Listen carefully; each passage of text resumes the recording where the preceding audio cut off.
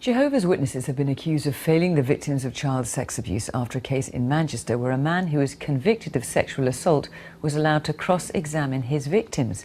The Charity Commission, which regulates the religious group, said the questioning was inappropriate and demeaning. One victim described the meeting as worse than the court case. An audio recording of the meeting has been passed to our social affairs correspondent Michael Buchanan. This is New Moston Kingdom Hall in Manchester, where Jonathan Rose spent years as a senior member. In 2013, he was imprisoned for 9 months after being convicted of the historical sexual abuse of young girls. Jehovah's Witnesses went to expel him, but Rose appealed, which led to an extraordinary gathering. A meeting was called between 8 male elders, a convicted paedophile and his female victims. Over the course of an evening, the women had to recount what had happened to them, while he, Jonathan Rose, got to interrogate them. Each woman was questioned separately. One secretly recorded her grilling by Jonathan Rose. What I'm saying to you is this didn't happen. Give me one reason please why I would have done it to you. I had no reason to touch you, we were friends. At one point, another man in the room asked the woman if she'd egged Rose on, and no one prevented him from discussing graphic details. What was I supposed to have done to you that night? Please explain to me. Not to be perverted, did I touch you down below? Did I touch your breasts?